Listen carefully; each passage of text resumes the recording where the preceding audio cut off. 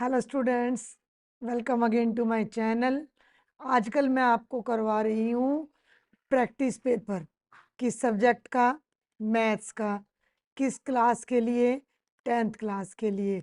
और उसके section A, B और सी का सॉल्यूशन मेरे चैनल पर ऑलरेडी अपलोड हो चुका है।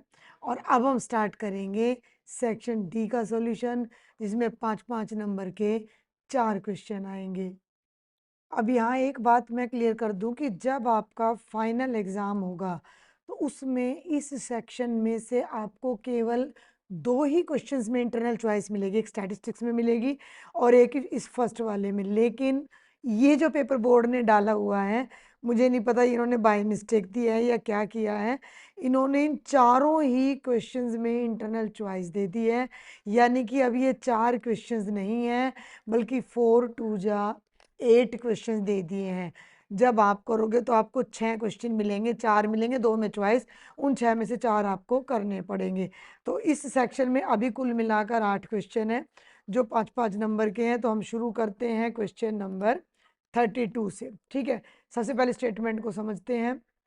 यदि सुनीता ने गणित की परीक्षा में 30 अंकों में से 10 अंक अधिक प्राप्त किए होते, 30 अंकों में से 30 तो टोटल नंबर थे, जितने नंबर उसके आए उससे अगर उसने 10 नंबर ज़्यादा ले लिए होते तो ये अंक उसके वास्तविक अंकों के वर्ग का 9 गुना होता। परीक्षा में उसे कितने अंक मिले? इंग्लिश में और समझो एक बार, थोड़ा सा इसको जूम करती हूँ। If if had Sunita scored 10 more marks in her mathematics test out of 30, मतलब 30 नंबर का पेपर था, टीचर ने 30 नंबर का पेपर बनाया। उस 30 नंबर के पेपर में सुनीता के जितने भी नंबर आए, माना सुनीता के x नंबर आए, अगर वो x की बजाय x 10 नंबर फालतू ले लेती तो जो प्रीवियस नंबर थे उनके स्क्वायर का ध्यान देना। तो 9 times these marks would have been the square of her actual marks. तो इनका 9 गुना उसके एक्चुअल का स्क्वायर हो जाता। तो उसने कितने मार्क्स लिए?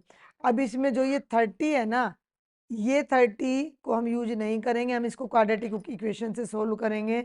तो माना सुनीता ने प्राप्त किए, माना सुनीता के अंक, माना सुनीता ने अंक प्राप्त किए x।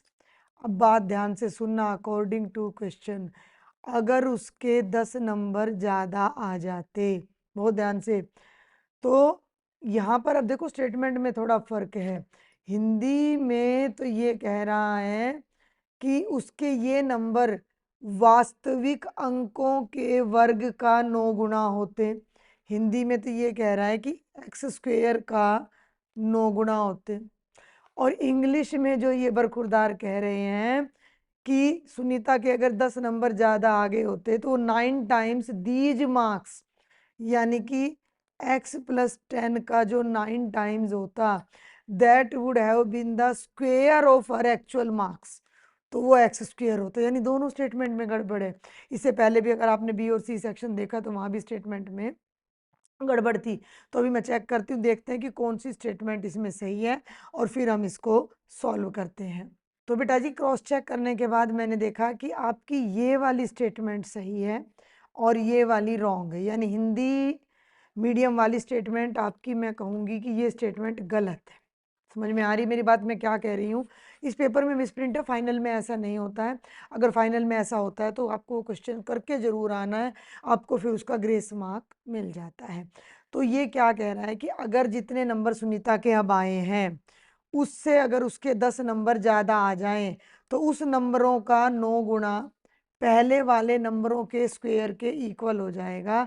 तो ये स्टेटमेंट रोंग है और ये आपकी इक्वेशन बनेगी। मैं यहाँ पर लिख देती हूँ कि अगर 10 नंबर ज़्यादा लेते और उनको 9 से गुणा करते तो एक्स स्क्वायर आ जाता। ठीक है, ये बात को ध्यान रखना।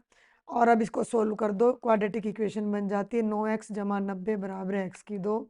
इसको सबको राइट में ले जाओ, x की 2 घटा 9x घटा 90 बराबर है 0।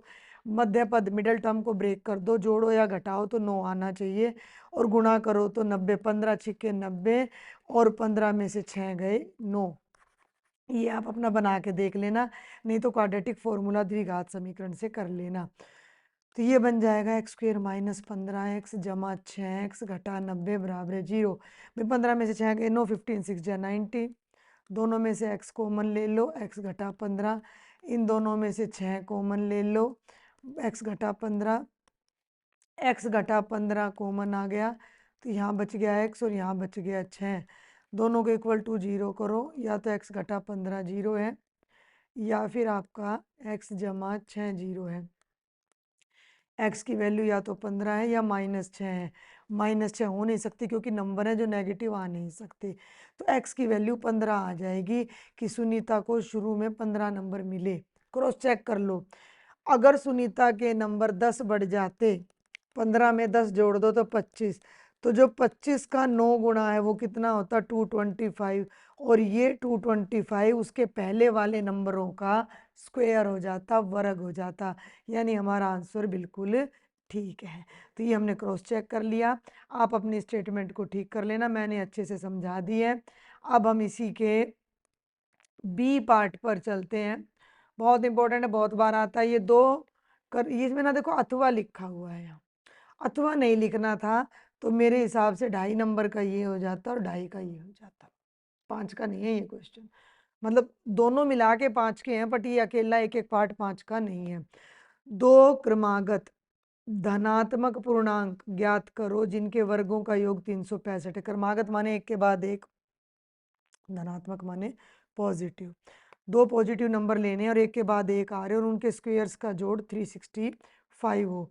Find two consecutive positive integers sum of whose squares is 365। माना एक नंबर x है, दूसरा उसका कंसेक्यूटिव है, यानी उससे अगला है तो वो x प्लस 1 है। अकॉर्डिंग टू क्वेश्चन x के स्क्वायर में जब x प्लस 1 का स्क्वायर ऐड करोगे तो 365 आना चाहिए।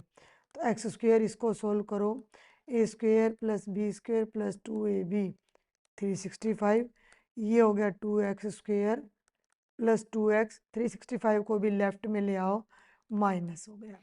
ये क्वेश्चन बहुत बार आता है पेपर में। -364 इज इक्वल टू 0। तीनों नंबर 2 से डिवाइड हो रहे हैं तो आप लिख दो x square plus x, 2 Ekam 2, 2 8 16, -182 is equal to 0। इसी क्वेश्चन को याद कर लेना, ये एनसीईआरटी से 14 और 13 इसके फैक्टर होंगे। मिडल टर्म को ब्रेक करना है, जोड़ो या घटाओ तो एक आए, तो 14 में से 13 माइनस करेंगे एक आएगा, 14 और 13 की गुणा 182 आएगी, तो ये बन गया X square plus 14x minus 13x minus 182 is equal to 0। पहली दोनों टर्म्स में से x कॉमन ले लो, तो ये बन गया x प्लस 14। अगली दोनों में से 13 कॉमन ले लो तो x plus 14 is equal to 0। इन दोनों में से x प्लस 14 कॉमन ले लो तो ये बन गया x minus 13 is equal to 0। एक बार तो देखो इसको इक्वल टू 0 कर दो, या एक बार x माइनस 13, यहाँ से x की वैल्यू -14 आएगी जो नहीं चलेगी, क्योंकि हमें बुक में कहा गया है, क्वेश्चन में कहा गया है कि भैया पॉजिटिव वैल्यू आपने लेनी है, और यहाँ 0 करोगे तो x की वैल्यू 13 आएगी। तो एक नंबर तो आ गया 13, तो जो दूसरी संख्या है वो हो जाएगी 13 से एक ज़्यादा यानी 14। तो आपका आंसर 13 और 14 आ जाएगा। ये दोनों ऐसे नंबर है जो कंजेक्यूटिव हैं, क्रमागत हैं, धनात्मक हैं, दोनों का वर्गों को जोड़ोगे तो 364 आ जाएगा। बिल्कुल आसान सा क्वेश्चन था, most repeated question of board है ये मैं कह सकती हूँ। आगे चलते हैं क्वेश्चन नंबर 33 पर। ये रहा 33, मतलब मेरी बात समझ गए ना। मेरे हिसाब से इसके अंदर बुक वाले ने, पेपर वाले ने ये जो अथवा है ना ये नहीं देना था। ये 5 नंबर के दोनों पार्ट्स बन रहे हैं क्योंकि बहुत छोटे छोटे हैं। अब आ जाओ 33 पे, एक डायग्राम है जो नेक्स्ट पेज पे है तो वहीं चलेंगे। उस डायग्राम में एंगल ए और एंगल 1 और एंगल 2 बराबर है और ये दोनों ट्रायंगल कॉन्ग्रुएंट है, तो ये सिद्ध करना है। तो हम अगले पेज पर ही चल पड़ते हैं, वहीं पे हमारा डायग्राम है, सब कुछ सफाई से दिख जाएगा। हिंदी इंग्लिश मीडियम में कोई ज़्यादा फर्क नहीं है। ये आकृति है, इसके थोड़ा और बड़ा कर लूँ बल्कि मैं इस आकृति को। अब देखो आपको ध्यान से दिखेगा, इस फिगर में ये एंगल 1 और एंगल 2 बराबर है, और ट्रायंगल एन एस क्यू समझ लेना भाई, एन एस और क्यू, यानी कि ये वाला ट्रायंगल और एम टी आर, एम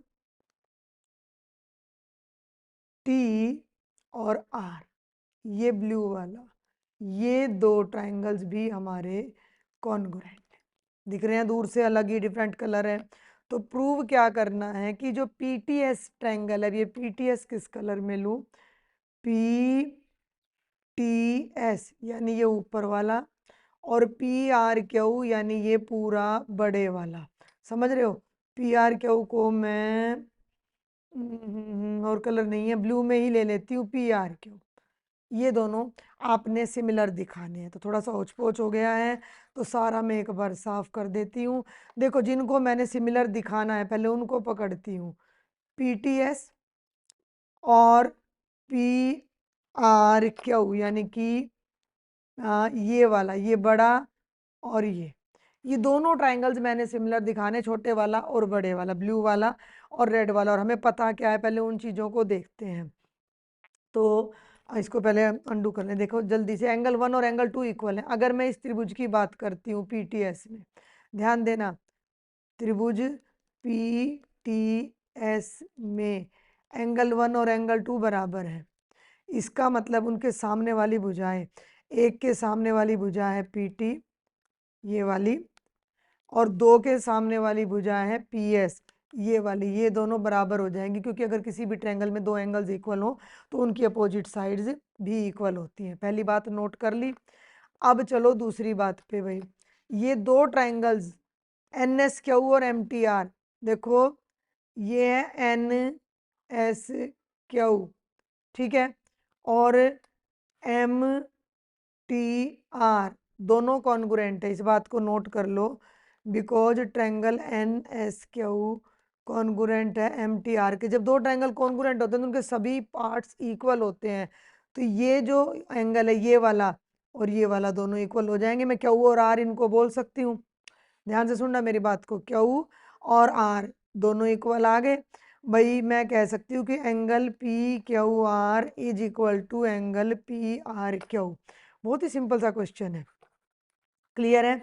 अब मेरी बात ध्यान से सुनना, पी क्यू आर है ये वाला और पी आर क्यू है ये वाला। जब ये दोनों एंगल इक्वल हैं तो इस बड़े ट्रायंगल में, पी क्यू आर ट्रायंगल में, जब ये दोनों एंगल्स इक्वल हैं तो इसके सामने वाली साइड यानी पी आर और इसके सामने वाली साइड यानी पी क्यू भी इक्वल हो जाएंगे।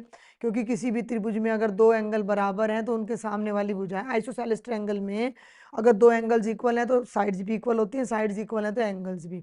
अब मेरी बात को ध्यान से देखना है एक बार, ये 1 है और ये 2 है। मैं 1 और 2 को डिवाइड कर देती हूँ। 1 को 2 से डिवाइड कर दें तो क्या आएगा, पी टी, भाई पी टी पी एस के इक्वल है, पी आर पी क्यू के। तो P T by P R और P S by P Q दोनों क्या हो जाएंगे, इक्वल हो जाएंगे।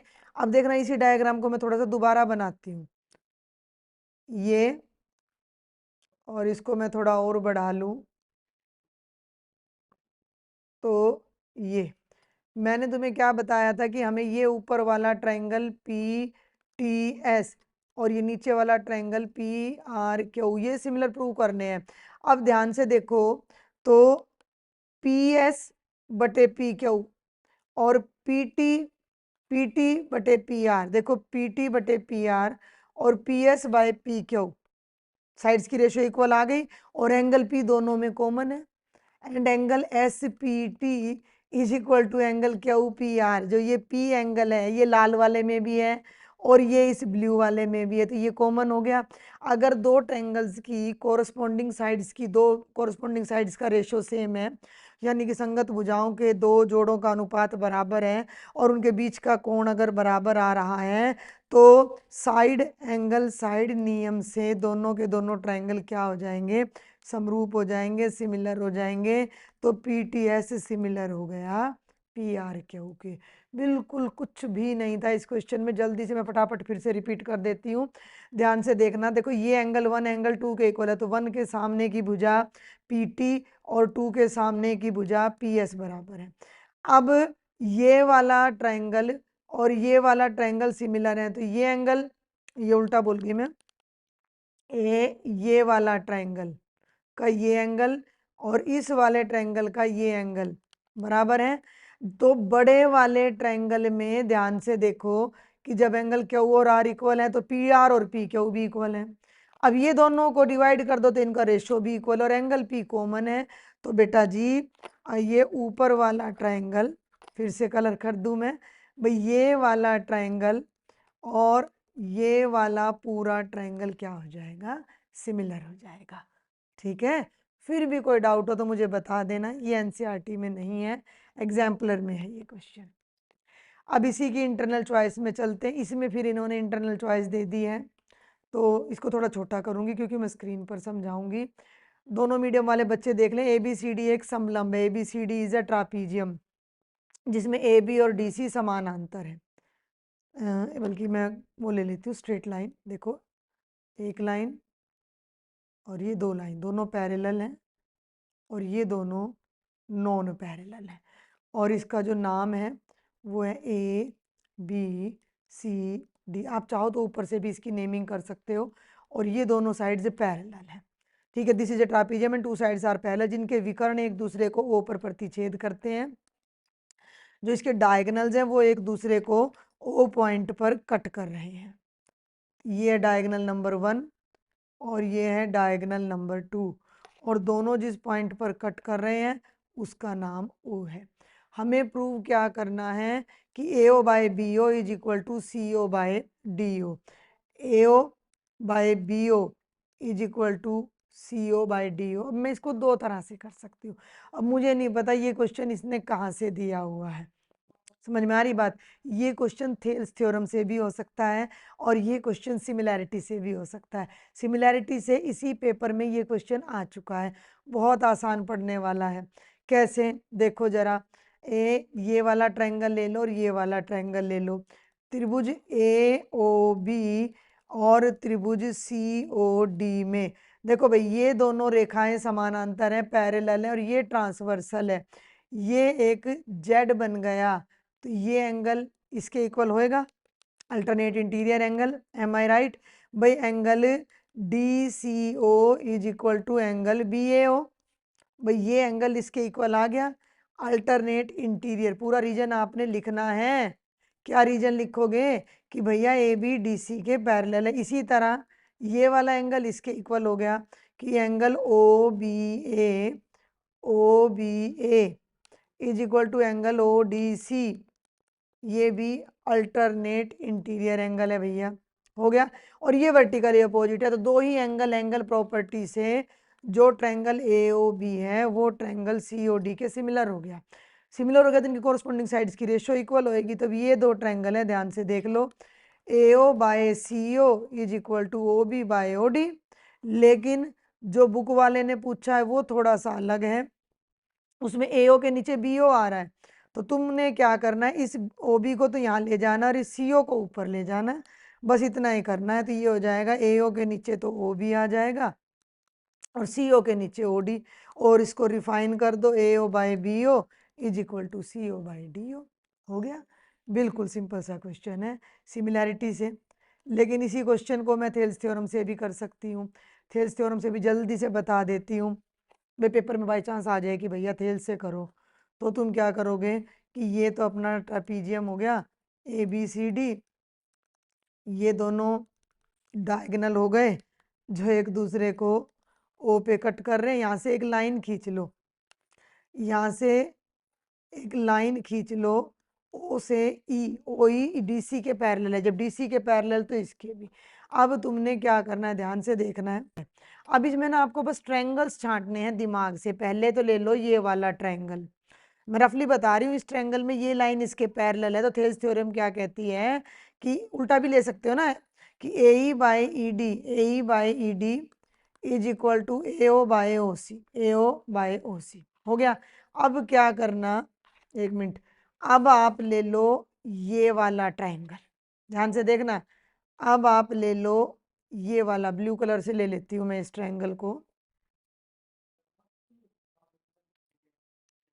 अब इसमें ईओ और ए बी पैरेलल है, ईओ और ए बी पैरेलल, तो थेल्स थ्योरम से फिर क्या आ जाएगा, A E by E D, A E by E D is equal to B O by O D, Thales theorem.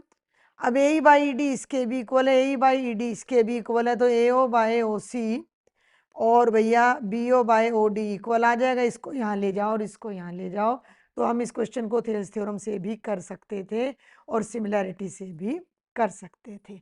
ठीक है, आगे चलते हैं। अब सॉल्व करते हैं बेटा क्वेश्चन 34। ए और बी फिर से दे रखा है इन्होंने। एक ठोस खिलौना अर्धगोले के ऊपर बने एक लंब वृत्तीय शंकु के आकार का है। मैं डायग्राम साथ साथ बनाती जाती हूँ और इंग्लिश मीडियम वाले बच्चे भी समझ लें। ए solid toy is in the form of A hemisphere surmounted bye a right circular cone. Hemisphere यानी कि एक तरह का बाउल, और बेटा उस बाउल के ऊपर एक शंकु बना हुआ है, ये कुछ इस तरीके से। ठीक है, तो ऐसा एक टॉय है। आगे देखते हैं उसमें क्या गिवन है। शंकु की ऊंचाई 4 सेंटीमीटर और आधार का व्यास 8 है। शंकु means cone. The height of the cone is 4 and the diameter is 8 centimetre. देखो इस तरह के मिक्स जो क्वेश्चन आते हैं सॉलिड का कॉम्बिनेशन का, तो उसमें जो जो शेप्स गिवन है उन सभी शेप्स की डायमेंशन आपने ध्यान रखनी है। तो यहाँ तो इसने क्लियर कट बता रखा है कि कोनिकल पार्ट की हाइट 4 है और कोनिकल और हेमिस्फेरिकल दोनों का जो डायामीटर है वो 8 सेंटीमीटर यानी व्यास 8 है। क्वेश्चन है खिलौने का आयतन ज्ञात करो। बिल्कुल सिंपल है। यदि एक घन खिलौने के परिगत है, घन माने एक क्यूब अगर इसके बाहर है मतलब उसके अंदर ये फिट है, तो घन और खिलौने का अंतर ज्ञात करो। खिलौने का कुल पृष्ठीय क्षेत्रफल भी ज्ञात करो। थोड़ा अलग है क्वेश्चन, थोड़ा हटके हैं, तो देखते सबसे पहले तो हम इसका आयतन देखते हैं, बाकी की चीजें बाद में देखेंगे। ये है क्वेश्चन नंबर 34। देखो आयतन का मतलब इस क्यूब का भी इसका कोन का भी आयतन और हेमिस्फीयर की भी वॉल्यूम, यानी कि अर्धगोला और शंकु, हिंदी और इंग्लिश दोनों में ना थोड़ा कंफ्यूजन हो जाता है साथ साथ बोलने में। शंकु का और अर्धगोले का आयतन निकाल देंगे। तो सबसे पहले तो आप लिखोगे शंक्वाकार भाग, शंक्वाकार भाग की ऊंचाई बराबर है h बराबर है 4 centimetre. The height of conical part लिख लेना। शंक्वाकार भाग का व्यास 8 सेंटीमीटर, तो शंक्वाकार भाग की त्रिज्या हो जाएगी 8/2 यानी ये भी 4 सेंटीमीटर। और अर्धगोले की त्रिज्या भी लिख दो, क्योंकि देखो शंकु में 3 चीजें चाहिए होती है, तो स्लांट हाइट हम बाद में निकालेंगे, अभी आयतन में उसकी जरूरत नहीं है। अर्धगोले की त्रिज्या भी है 4 सेंटीमीटर। अब आपने निकालना है खिलौने का आयतन, तो आप लिख दो खिलौने का आयतन बराबर है अर्धगोले का आयतन जमा शंक्वाकार भाग का आयतन। ठीक है, थोड़ा इधर कर लेते हैं, जमा शंक्वाकार भाग या शंकु का आयतन। भी दोनों को जोड़ दो, दोनों को जोड़ के खिलौना बना, इतनी उसकी कैपेसिटी है। अर्धगोले का आयतन होता है 2/3 पाई आर क्यूब, शंकु का आयतन होता है 1/3 पाई आर स्क्वेयर एच। सोल्व मत करना, जितना कॉमन हो पहले बाहर निकालो। देखो पाई कॉमन है, 3 कॉमन है और आर स्क्वेयर, पाई 3 और आर स्क्वेयर कॉमन आ गया, तो यहाँ तो बचा 2r और पाई/3 आर स्क्वेयर जमा एच। ठीक हो गया। अब यहाँ पर देखो दोनों रेडियस भी 4 है, हाइट भी 4 है, सब कुछ 4 है यहाँ पर, तो ये तो हो गया 22/7 गुणा 3, रेडियस का मतलब 4 का स्क्वेयर, 2r का मतलब 8 जमा 4। इसको सोल्व कर दो, 22/21 गुणा 16 और गुणा 12, 3 चौके 12 और 3 सत्ते 21, आगे नहीं कट रहा, तो ये अब सॉल्व करना पड़ेगा।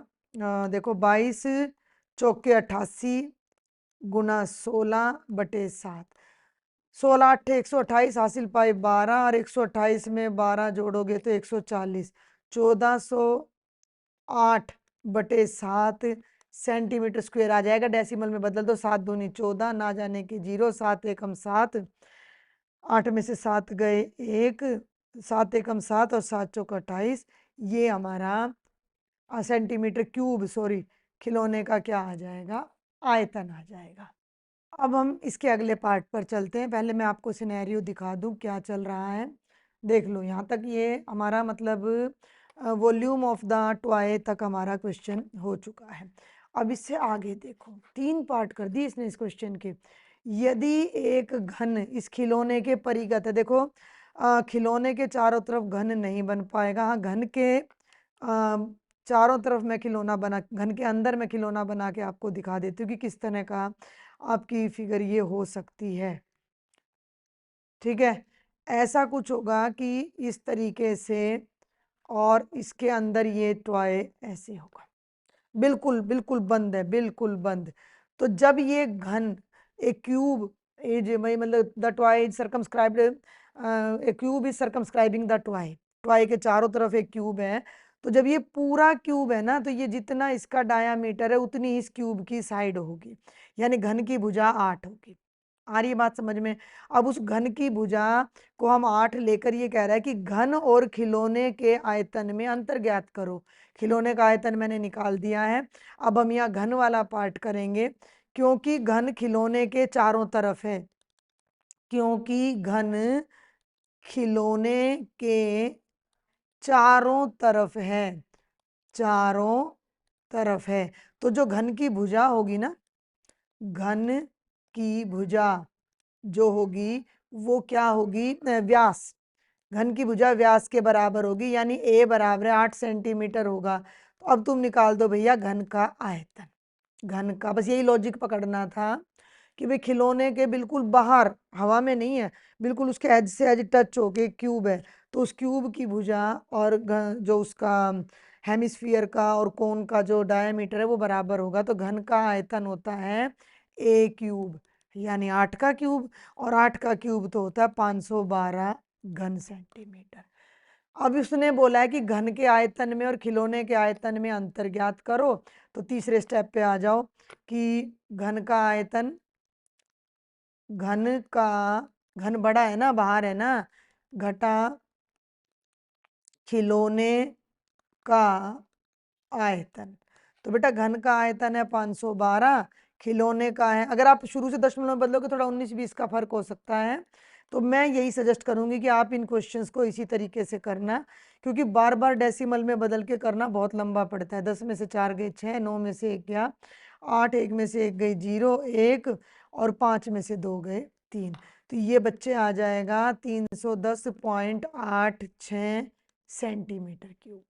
ठीक है, अब एक और चीज रह गई है इसमें, देखो इसको थोड़ा सा और छोटा करूं। आप ये देखो, इसको अलग अलग पार्ट्स दे दो। तो ये अपना फर्स्ट पार्ट था, ये अपना सेकंड पार्ट था। ठीक है, आगे देखते हैं अब ये क्या कहता है। दूसरी बात समझ आ गई ना? अब आ जाओ कि खिलौने का कुल पृष्ठीय क्षेत्रफल भी ज्ञात करो। खिलौना केवल इतना है और इसका हमने निकालना है कुल पृष्ठीय क्षेत्रफल। पहले यही समझ लो, इसका नीचे वाले पार्ट का तो आ जाएगा, ऊपर वाले पार्ट में हमें स्लांट हाइट चाहिए। ठीक है, तो अब इसको मैं यहाँ अलग से कर रही हूँ। पार्ट नंबर 3 में इसको नाम दे देती हूँ। पार्ट नंबर 3 में ये शंक्वाकार भाग है, ये अर्धगोलाकार कोनिकल एंड हेमिस्फेरिकल जोकर की टोपी टाइप में। तो इसकी स्लांट हाइट एल मान ली, ये हाइट 4 है और रेडियस भी 4 है। तो स्लांट हाइट निकालनी पड़ेगी, जो कि होती है h square plus r square का under root, 4 square plus 4 square, 16 जमा 16 यानी 32 का अंडर रूट। 32 को तुम लिख सकते हो 16 दूनी 32, यानी कि 4√2। ये आ गई स्लांट हाइट। अब इसका तुमने निकालना है इस खिलौने का टोटल सरफेस एरिया, यानी कुल पृष्ठीय क्षेत्रफल। अब ध्यान देना, खिलौना बंद है तो कोन का भी केवल बाहर वाला पार्ट है और हेमिस्फीयर का भी बाहर वाला पार्ट है, तो दोनों का फॉर्मूला लगेगा वक्र पृष्ठीय क्षेत्रफल का। तो आप यहाँ लिख दो अर्धगोले का कर्ड सरफेस एरिया, यानी कि वक्र पृष्ठीय क्षेत्रफल, जमा शंकु का वक्र पृष्ठीय क्षेत्रफल। अर्धगोले का होता है 2 पाई r स्क्वेयर और शंकु का होता है पाई r l। दोनों में से पाई आर को कॉमन ले लो तो ये बन गया 2r जमा एल। बस ये देखो मैंने अंडर रूट को कहीं भी ओपन नहीं किया, मैं बिल्कुल लास्ट में वैल्यू रखूंगी अंडर रूट की। तो पाई की जगह 22/7 गुणा 4, 2r का मतलब व्यास 8 और ये हो गया 4√2। ठीक है, 4√2 बाहर आ जाएगा 88/7, 8 जमा 4। अब 2 का वर्गमूल होता है 1.414। ठीक है, ये आपको याद होना चाहिए, नहीं तो 2 दशमलव स्थान तक आप इसको निकाल लेना।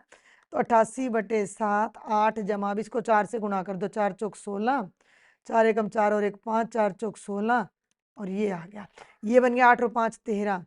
88 गुणा 8 में 5 जोड़ो 13.65 है, तो मैं 13.66 कर देती हूँ और बटे में 7।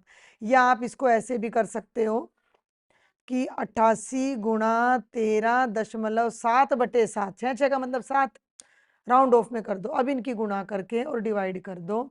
137 को 88 से गुणा करो, 8 7 56, 5 8 3 24 और 5 29, 2 10, नीचे भी 8 से गुणा है, 6 9 और 6 15, हासिल पाई 1, 9 और 1 10, 1 और 1 2, 12,056 और बटे में आ जाएगा 7, 12,056 बटे में 7 आ जाएगा। अब हम 12,056 को अगर 7 से भाग करते हैं, 7 एकम 7, 12 में से 7 गए 5, 7 7 49, 1 7 दूनी 14। और ये एक बात बता दूं, 12,056 नहीं है, डेसिमल है ना, तो यहाँ है ये डेसिमल, क्योंकि ये डेसिमल है ना। 1205.6 आ जाएगा। 7 दूनी 14, 5 में से 4 का 1 और 7 दूनी 14 सेंटीमीटर स्क्वायर। ये कुछ बच्चे यहाँ 15.6 भी ले सकते हैं, तो थोड़ा बहुत 1-2 पॉइंट डेसिमल में इधर उधर हो जाए आंसर में, तो उसके आपके कोई नंबर कटते नहीं है। तो ये आपका था जरूरत से ज़्यादा बड़ा क्वेश्चन, मतलब पेपर का मुझे कुछ समझ में नहीं आया कि इतने बड़े बड़े पार्ट्स इन्होंने करके 5 नंबर में, ये 2 पार्ट भी सफिशिएंट थे। चलो लेकिन फिर भी आपकी प्रैक्टिस हो जाएगी। तो ये तीनों मैंने बता दिए हैं। कोई क्वेरी रहती है तो बिल्कुल हेजिटेट ना करा करें। टेलीग्राम पर मैंने आपके लिए ग्रुप बनाया हुआ है और कमेंट बॉक्स में भी अपने डाउट शेयर किया करो। एक फेवर ज़रूर करें, अगर लेक्चर पसंद आता है तो सब्सक्राइब किए बिना नहीं जाना है, फ्रेंड्स को शेयर भी ज़रूर करना है। आगे बढ़ते हैं। ये है आगे हमारा क्वेश्चन नंबर 34 का बी पार्ट, और आप इसमें और भी देख सकते हो पीछे, ये देखो। और का मतलब मैं जो कहना चाह रही हूँ कि इन्होंने हर एक में ना चॉइस दे दी है, ये देखो यहाँ पर इन्होंने और लिख दिया है, यहाँ पर इन्होंने और लिख दिया है। ठीक है, तो इसको देखते हैं। ये कह रहा है कि जैसा कि चित्र में दिखाया गया है, एक ठोस सिलेंडर के प्रत्येक छोर से एक गोलार्ध निकालकर लकड़ी का सामान बनाया गया है जिसके बेलन की ऊंचाई 10 है। थोड़ा सा जूम कर लेते हैं इसको, डायग्राम ही बस समझना है मेन तो इसमें। इंग्लिश में भी पढ़ दूँ, wooden article was made by scooping out a hemisphere from each end of a solid cylinder. देखो बेटा जी, ये सिलेंडर है, हो गया, दोनों किनारों से एक एक कटोरा निकाल के बाहर गिरा दिया। वस्तु का कुल पृष्ठीय क्षेत्रफल, find the total surface area of the article.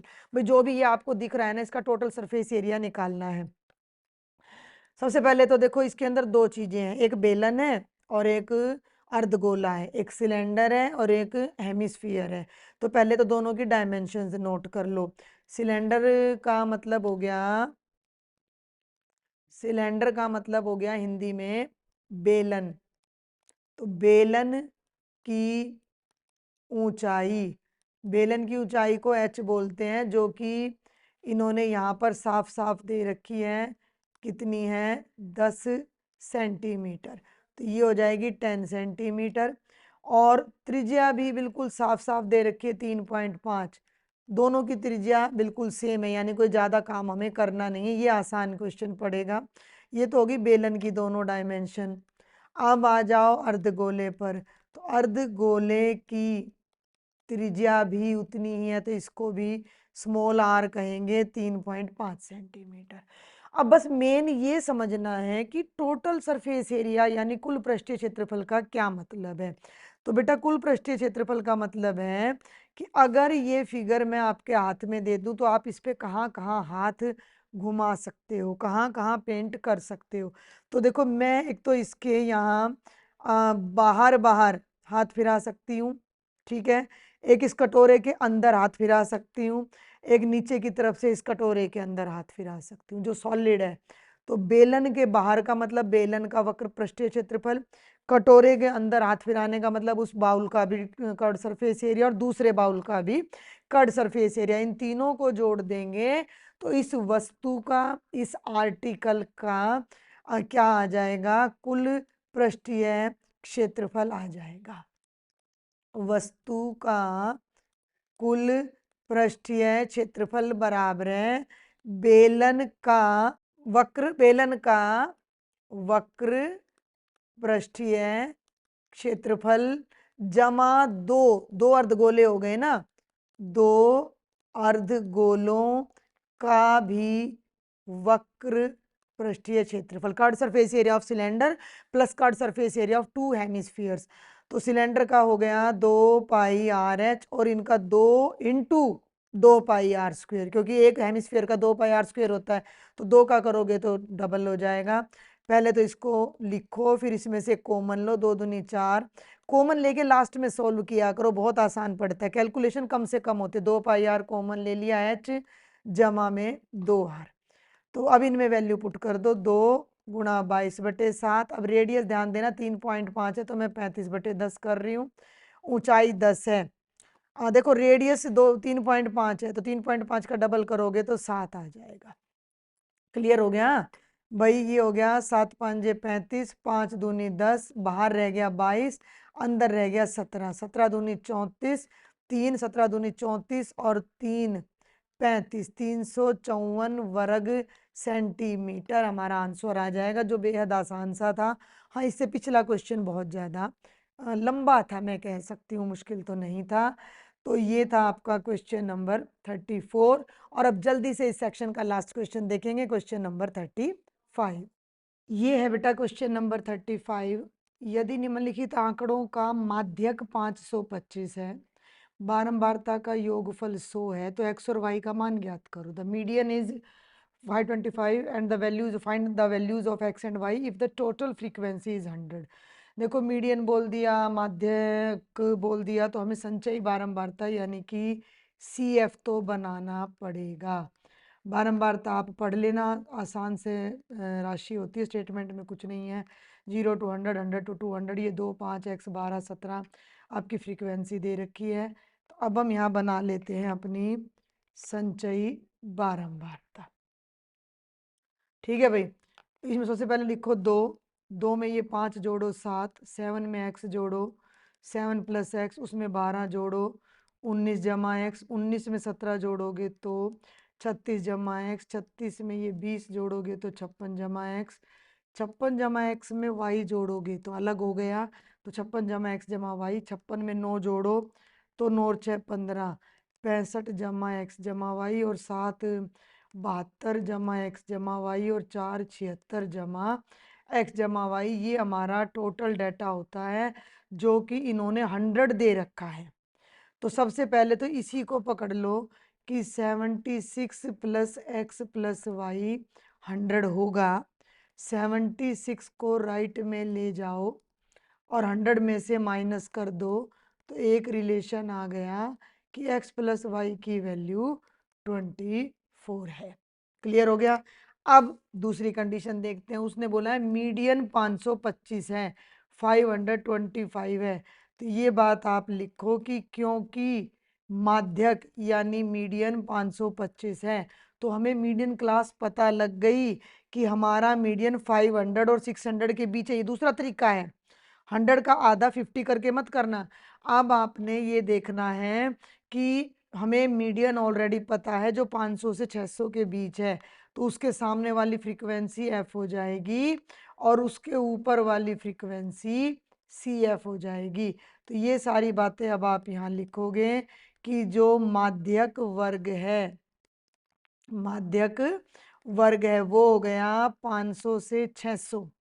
अब ये अलग अलग वैल्यूज आप अपनी सारी यहाँ नोट कर लो कि L होता है माध्यक वर्ग की लोअर लिमिट 500, H होता है इनके बीच का डिफरेंस यानी 100, N होता है टोटल डाटा यानी 100 और F अभी मैंने बता दिया 20 और सी एफ भी अभी मैंने आपको बता दिया 36 प्लस एक्स। अब आप यहाँ मीडियन 525 दे रखा है, मीडियन का फॉर्मूला लगाओ और एक्स वाई में रिलेशन निकालो। मीडियन या माध्यक होता है L plus N by two minus C F by F multiplied by H. सारी वैल्यूज रख दो। 525 बराबर है 500 n बटे 2, n 100 है तो n बटे 2 हो जाएगा 50। अब यहाँ ध्यान देना सी एफ है 36 जमा एक्स, तो यहाँ माइनस है तो ब्रैकेट लगा के 36 जमा एक्स लिखना, नहीं तो प्लस माइनस की गलती हो जाएगी। f की जगह f कितना है ये रहा 20 लगा दो और h की जगह 100।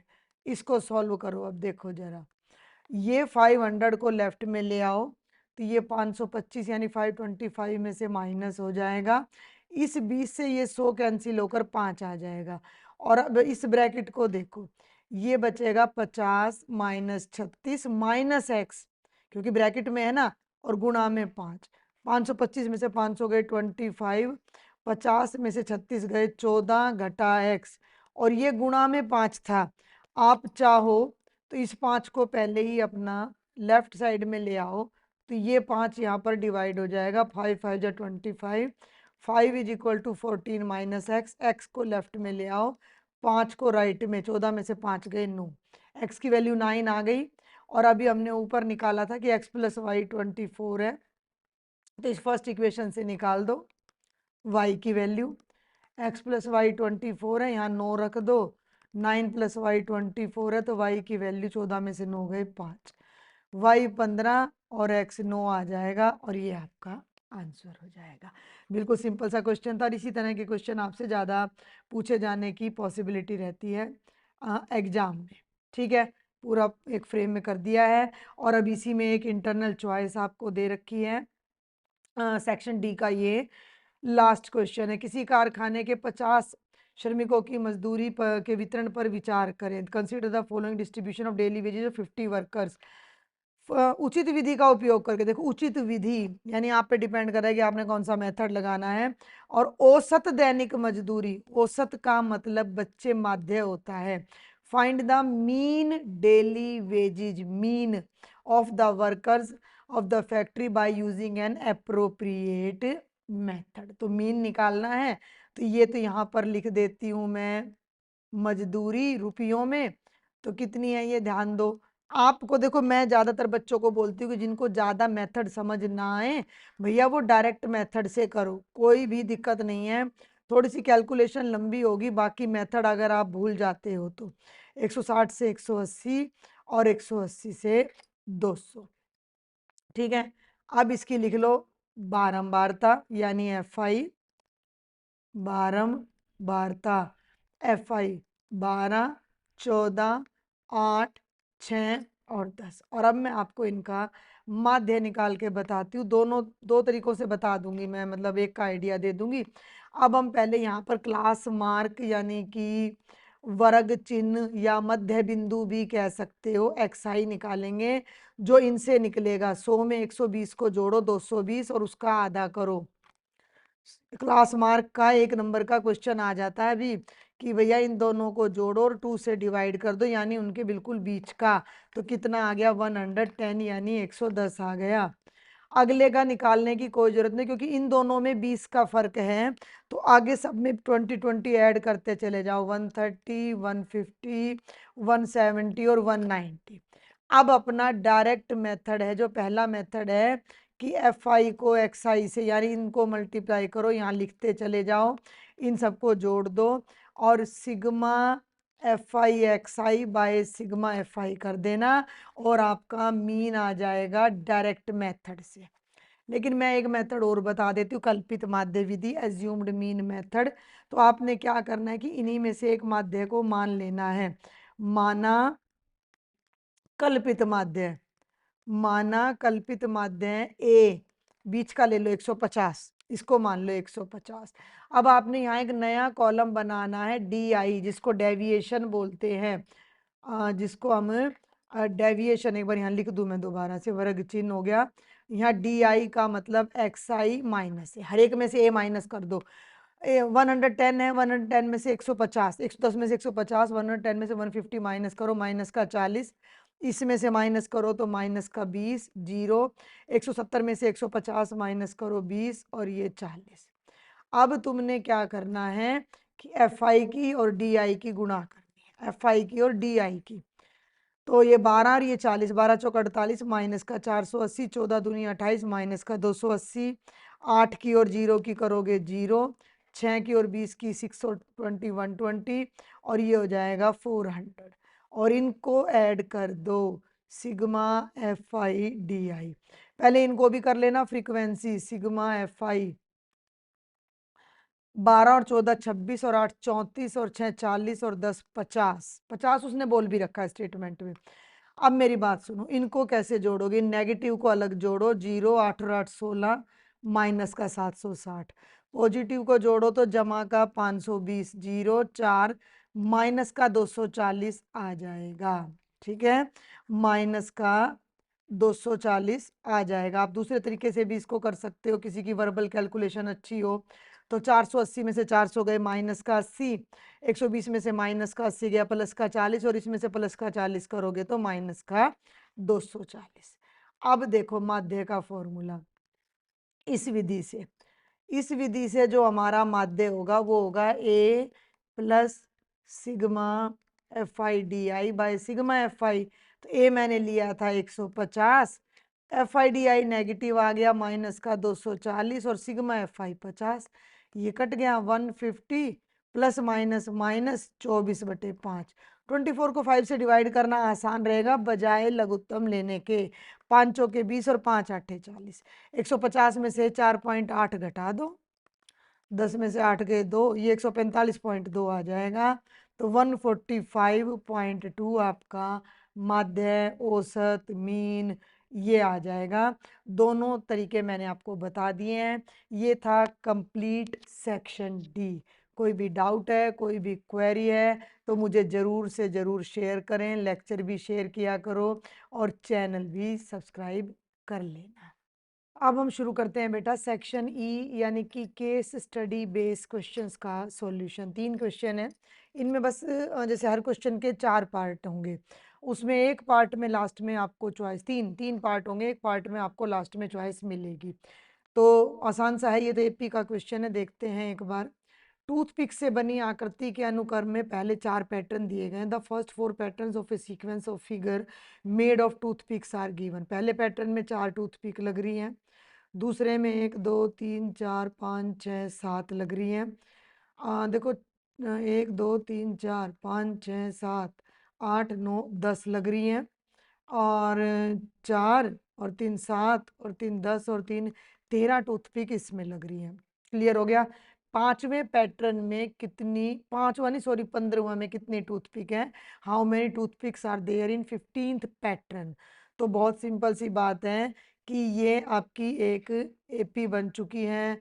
4 7 10 13 डैश डैश डैश।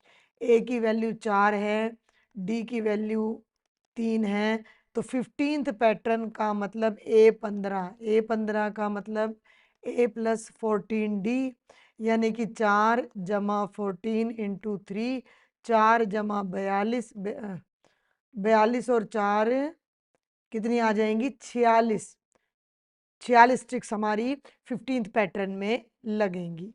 बस इसमें ये लॉजिक पकड़ना है कि AN लगाना है कि SN। 15वां यानी केवल 15वें पे जाना है, यानी A15 का फॉर्मूला लगाना है। अब आगे ये क्या कहता है कि यदि पैटर्न N में 136 टूथपिक है तो N का मान क्या है? What is the value of N if pattern N has 136 toothpicks? भाई ऐसे ही आगे चलते रहो तो N नंबर पे एक पैटर्न आएगा जिसमें 136 स्टिक लगी हैं, तो वो कौन से नंबर का पैटर्न है? तो ये आपका हो जाएगा थर्ड पार्ट। सेकंड पार्ट ले लो। तो आप इसके सेकंड पार्ट में हमें क्या करना है कि हमें जो है AN की वैल्यू 136 दी गई है, निकाल दो। सब कुछ पता है हमें। A plus N minus one into D बराबर 136, 4 plus N minus one D की जगह 3 बराबर 136, 4 जमा 3n घटा 3 बराबर 136। 4 में से 3 गया 1, और उस 1 को राइट साइड में ले जाओ, तो ये हो गया 136 घटा 1 यानी 135। तो n की वैल्यू आ गई 135/3, 3 चौके 12 और 3 पंजे 15, यानी कि वो जो स्टिक है वो 45वें नंबर पे। आप इसमें आंसर भी लिख के आ सकते हो, बट सॉल्यूशन कराओ तो ज़्यादा बेटर रहेगा। तो n की वैल्यू 45 आ गई। अब आ जाओ तीसरे में, दो चॉइस है, ध्यान देना। तीसरे का ये ए पार्ट है और ये बी, बीच में हो रहा है, या तो ऊपर वाला करना है या नीचे वाला। ध्यान से पढ़ना। पहले 30 पैटर्न बनाने में कितनी टूथपिक्स का प्रयोग किया जाता है? How many toothpicks are used in making first 30 patterns? मतलब 1 से लेके 30 तक सब में कितनी टूथपिक्स लगी हैं, यानी उनका सम निकालना है। तो आप यहाँ निकाल लोगे S30। SN का फॉर्मूला आपको मैं मान के चल रही हूँ कि पता होगा, n/2 into 2a plus n-1 into D. लिखूँ क्या? भाई देखो, SN का फॉर्मूला होता है n/2 2a plus n-1 into D. हमें कितनों का निकालना है? हमें 30 का निकालना है। तो यहाँ n की जगह तो अपना आप रख दो 30, और इज इक्वल टू 30/2 2a की जगह 4, n की जगह 30, 30 में से 1 गया 29 इंटू 3, और सोल्व कर दो। 30 को 2 से कट करो तो ये आएगा 15, 2 चौके 8 जमा 87, और ये आ गया 15, 8 और 7 15, 95, 15 5 15 5 जो 75, 15 नहीं में 135 और 7 142। तो 1425 1425 sticks are used in making all 30 patterns. और अब जल्दी से देखते हैं इसी का अपना लास्ट क्वेश्चन, कि क्या क्वेश्चन है ये देखेंगे कि 20वें पैटर्न को, अब ये ध्यान देना, 20वें पैटर्न को बनाने में कितनी टूथपिक का उपयोग किया जाता है? How many toothpicks are used in making 20th pattern? तो 20th की जब बात आ जाती है तो आपने केवल A20 निकालना है, जो कि हो जाएगा A प्लस 19D। A की जगह 4 19 और D की जगह कितना था 3, तो ये हो गया 4 प्लस 57 यानी कि 61। ये बहुत सिंपल सा आपका क्वेश्चन था, केस स्टडी के नाम पे। ऐसा कुछ नहीं कि आप घबरा जाओ, बस ध्यान से स्टेटमेंट पढ़ना है। अब करते हैं क्वेश्चन नंबर 37। एक बगीचा एक वर्ग के आकार का ये बगीचा है। माली ने बगीचे की सीमा पर एक दूसरे से 1-1 मीटर की दूरी पर अशोका पेड़ के पौधे उगाए हैं। पहला पौधा, दूसरा, तीसरा, चौथा, पांचवा। वह बगीचे को गुलाब के पौधों से सजाना चाहता है। उपरोक्त स्थिति में माली ने 10वीं कक्षा के छात्रों की मदद ली। उन्होंने उसके लिए एक चार्ट बनाया जो नीचे दिया गया। अब इसी को मैं इंग्लिश में पढ़ दूं। Garden is in the shape of square दिखाई दे रहा है। The gardener grew sapling of Ashoka tree on the boundary of garden at the distance of 1 metre from each other. ये 0, ये 1 2 3 4 ऐसे उसने अशोका ट्री के सैपलिंग लगाए हैं। He wants to decorate the garden with rose plants. तो उस 10th क्लास के स्टूडेंट्स की हेल्प ले रहा है, और बच्चों ने उसको ये चार्ट बना के दिया है, और इस चार्ट को देख के आपने क्वेश्चन के आंसर देने हैं। क्या क्वेश्चन है ये देख लेते हैं। यदि ए को मूल बिंदु के रूप में लिया जाता है, ओरिजन, ये ए है, इसको ओरिजन ले लें, तो त्रिभुज पी क्यू आर के शीर्षों के निर्देशांक क्या? If A is taken as origin, what are the coordinates of vertices of triangle P Q R? थोड़ा बड़ा कर दूं, देखो जरा। देखो पी क्यू पे आ जाओ पहले, तो क्यू पे ये है और ये है, यानी कि 1 2 3 और 1 और 2, तो 3 और 2। तो बेटा क्यू के जो कोऑर्डिनेट्स हैं वो हैं 3,2। फर्स्ट पार्ट में आप लिखोगे क्यू के कोऑर्डिनेट्स हैं 3,2। फिर आ जाओ पी पे, तो पी आएगा 1 2 3 और 4, इसकी सीध में जा रहा है। और 1 2 3 4 5 और 6 इसकी सीध में, और इसकी सीध में पी है। तो ये हो गया 1 2 3 4 और 1 2 3 4 5 6। तो पी के कोऑर्डिनेट्स हो जाएंगे 4,6 4,6।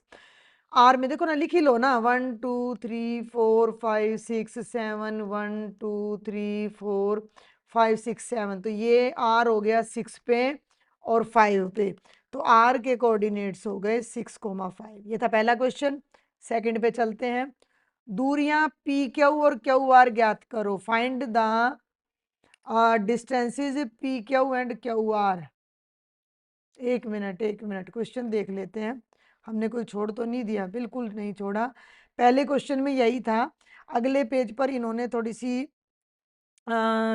टाइप करने में गड़बड़ की, क्या की मुझे नहीं पता, 1 मिनट। हाँ बिल्कुल, सेकंड में ये है, सेकंड में ये पी क्यू और क्यू आर निकालना है। तो मैं प्रीवियस पेज पे चलती हूँ, पी है हमारे पास, क्यू है और आर है, तो यहीं पे मैं पी क्यू और क्यू आर निकाल देती हूँ। सेकंड पार्ट है, पी क्यू निकालना है।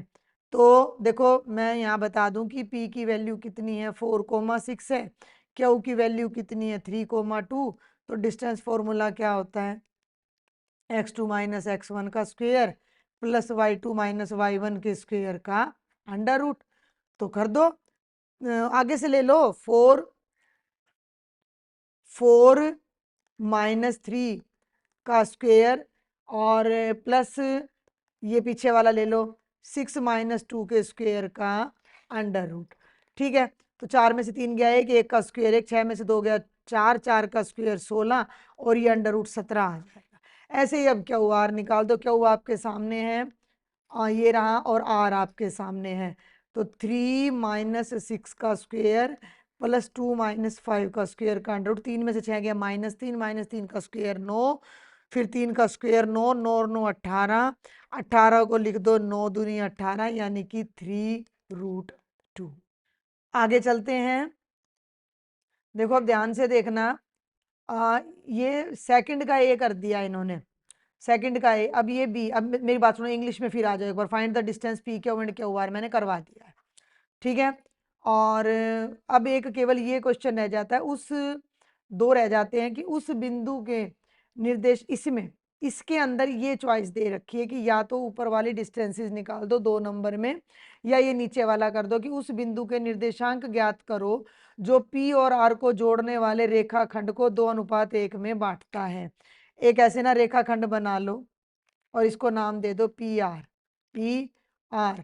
एक बार जल्दी से पी के कोऑर्डिनेट्स देखते हैं, पी है 4 6, तो ये तो हो गया 4,6, और आर है 6,5, तो बच्चे यहाँ में ले लेती हूँ 6,5, और मान लिया ये एक पॉइंट ले लिया मैंने, क्यों नहीं लेना, ए ले लो जो इसको 2:1 में डिवाइड कर रहा है, यानी कि P A ratio A R 2:1 है। तो ए के कोऑर्डिनेट्स मैंने एक्स वाई मान लिए, और ये x1 है, ये y1 है, ये x2 है और ये y2। तो यहाँ पर आप लगाओगे सेक्शन फॉर्मूला, यानी कि विभाजन सूत्र, और विभाजन सूत्र क्या कहता है, x बराबर है, ये वैल्यू बता दूं, ये m1 है और ये m2 है।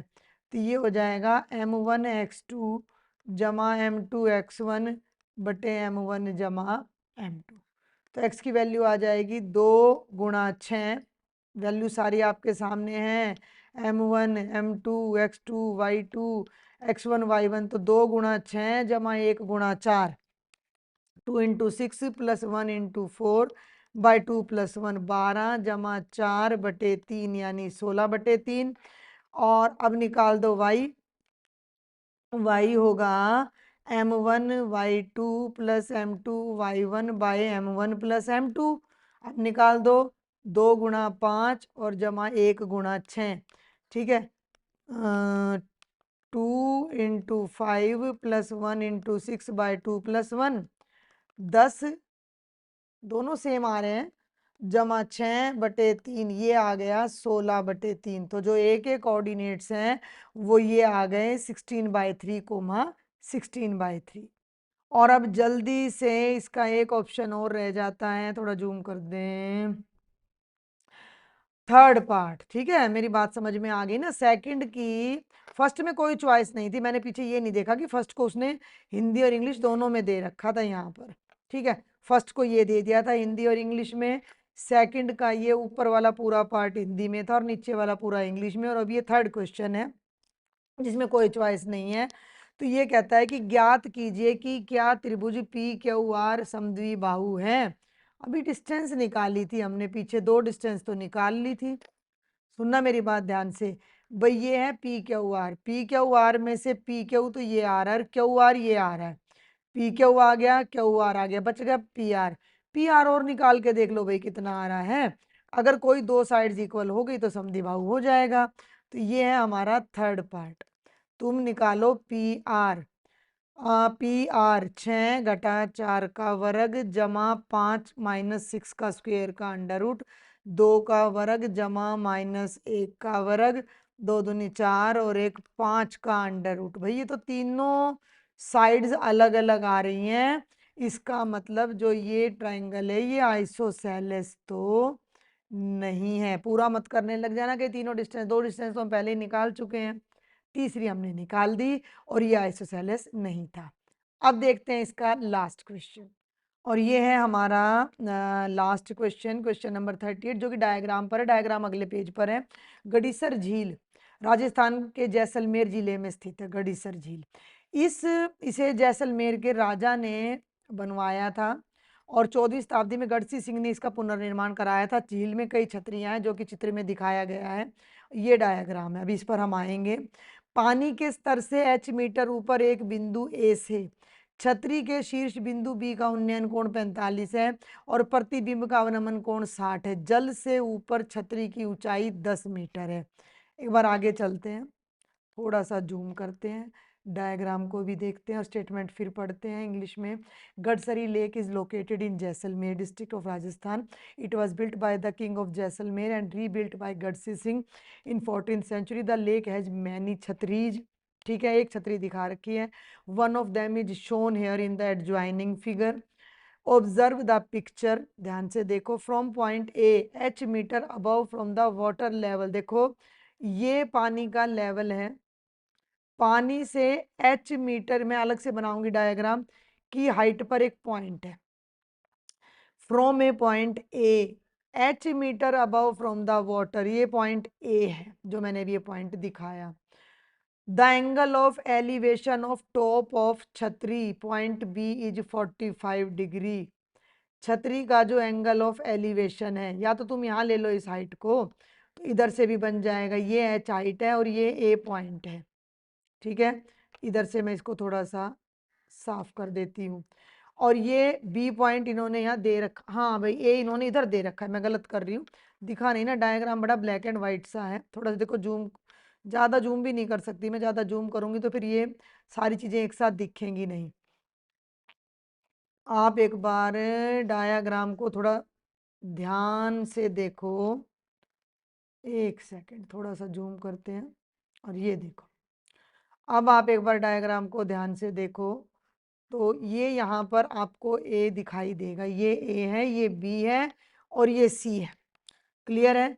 और ये वाटर लेवल है, इस वाटर लेवल से h मीटर की हाइट पर ये ए पॉइंट है। ए से झील के टॉप को जब हम देखते हैं तो ये एंगल बन रहा है 45 डिग्री। और नीचे जब इसकी पॉइंट सी में इसकी रिफ्लेक्शन जो दिखाई दे रही है, यहाँ से देख रहे हैं तो ये एंगल बन रहा है 60, यानी इस लाइन की कोई वैल्यू नहीं है। ये केवल आपको समझाने के लिए था, क्लियर हो गया। ये इसका तुम्हें इतना ध्यान रखना पड़ेगा कि ये पॉइंट की हाइट यहाँ से h है। तो height of chhatri above the water level is 10। पानी से ऊपर पूरी छतरी की हाइट 10 है और ये h है, तो ये कितनी बच गई, ये 10 माइनस h बच गई। करना क्या है, पहले एक नीट एंड क्लीन डायग्राम बना लेते हैं, फिर करेंगे जो भी करना है। तो ये हम भाई ले लेते हैं अपना वाटर लेवल, ठीक है। अब ये क्या कह रहा है कि वाटर लेवल से h मीटर की हाइट पे एक पॉइंट ए है, तो ये मान लो हो गई वाटर लेवल से h मीटर की हाइट। तो इस पॉइंट का नाम हो गया यहाँ पर ए पॉइंट और ये हो गई अपनी h हाइट, ठीक है। इसको थोड़ा और सफाई से लिख लेते हैं, ये हो गई अपनी h हाइट, क्लियर हो गया। और यहाँ पर हमारा कोई पॉइंट बी है जो कि छतरी की टॉप है हमारी। तो ए पॉइंट से और बी का जो एंगल ऑफ, कलर ब्लू ही रखती हूँ, बी पॉइंट से जो ए का एंगल ऑफ एलिवेशन है भाई वो कितना है 45, यानी कि मुझे एक स्ट्रेट लाइन यहाँ भी लेनी पड़ेगी। और ये एंगल, एक मिनट, ये एंगल अपना कितना हो गया बच्चे, ये एंगल हो गया 45 डिग्री। लेकिन इसने ये भी बोला है कि कहाँ गया वो 10 मीटर वाला कॉन्सेप्ट, ये रहा the height of chhatri above water level is 10 metre. तो ये जो अपनी कंप्लीट हाइट आ जाती है छतरी की पानी से, ये हाइट, ये पूरी की पूरी हाइट अपनी कितनी है, 10 मीटर है। ये आपका वाटर लेवल है। मैं यहाँ थोड़ा सा ऐसे इसलिए कर रही हूँ कि आपको याद रहे कि ये पानी का लेवल है। अब जितना पानी के ऊपर कोई चीज होती है उतनी ही पानी के नीचे भी होती है। तो जो हमारी रिफ्लेक्शन है वो भी यहाँ से छतरी की रिफ्लेक्शन 10 मीटर बिलो दिखेगी, जिसको इसने पॉइंट को नाम दिया हुआ है सी। और इस सी से जो ए का एंगल ऑफ डिप्रेशन है, ए का ध्यान रखना भाई, ये सी है और ये ए है। तो ये जो एंगल ऑफ डिप्रेशन है ना, ये वाला, ये है 60 डिग्री। इस जानकारी पे अब हम काम करेंगे। एक दो पॉइंट्स और रह गए हैं, उनको भी नाम दे दो, ए बी सी तो इसने बता रखा था। मान लो इसका नाम है डी और मान लो इसका नाम है ई। अब ये ध्यान रखना कि जब ये वाली हाइट एच है तो ये वाली हाइट भी एच है, ठीक है। और ये जो इतनी हाइट बच जाती है बी से ई तक, ये 10 - एच बच जाती है। ये हो गया नीट एंड क्लीन डायग्राम। और अगर तुम देखोगे, उपरोक्त जानकारी के आधार पर निम्न प्रश्नों के उत्तर दो। Based on above information answer the following question. पहला क्वेश्चन है कि इस जानकारी के आधार पर अच्छी तरह नामांकित आकृति बनाए। Draw a well labelled figure based on above information, जो कि हमने बना दी। और दूसरा क्वेश्चन क्या है, find the height H of point A above the water level, यानी कि हमें एच की वैल्यू निकालनी है और √3 की वैल्यू 1.73 को लेते हुए। तो डायग्राम को यहीं रख के अब हम जल्दी से एच की वैल्यू फाइंड करते हैं। अब यहाँ पर बच्चे आपने दो ट्राइंगल लेने हैं। पहले तो देखो ये वाला ट्राइंगल ले लो, ट्राइंगल ए बी ई में। ट्राइंगल ए बी ई में 45 का एंगल है, परपेंडिकुलर हमें पता है 10 - एच है, बेस आ जाएगा। तो टेंजेंट 45 होता है, परपेंडिकुलर बाय बेस। भाई 45 की जगह ए लिख लो, परपेंडिकुलर का मतलब बीई, बेस का मतलब एई। तो अब यहाँ तो आ जाएगा टेंजेंट 45 और ये 10 - एच है। ये देखो मैंने यहाँ पहले ही बता दी थी कि भैया ये 10 - एच बाय एई, इसकी वैल्यू 1 हो जाएगी। 10 - एच बाय एई क्रॉस मल्टीप्लाई करो तो एई की वैल्यू 10 - एच आ गई, ठीक है। अब जब हमें इस एई की वैल्यू पता लग गई तो अब हम इस नीचे वाले ट्राइंगल को यूज करके एच की वैल्यू फाइंड करेंगे।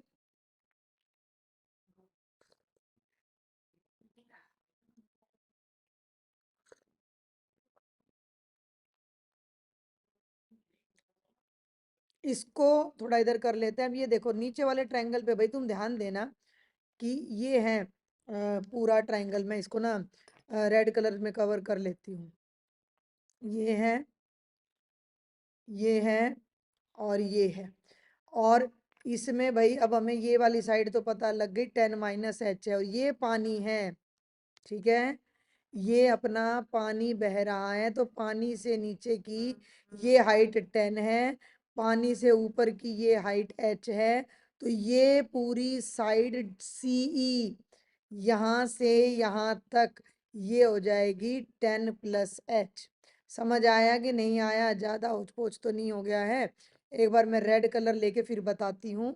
भाई ये देखो, अरे ये अपना था, यहाँ पर मान लो सी था, तो ये पूरी हाइट, ये ई था और ये डी लिया था ना मैंने। तो ये पूरी हाइट 10 + एच हो जाएगी, क्योंकि पानी के नीचे नीचे 10 है और पानी के ऊपर भी जा रहा है तो एच है। तो ये हाइट हमने लेनी है जो कि 10 + एच है। तो ये परपेंडिकुलर और ये बेस हो जाएगा।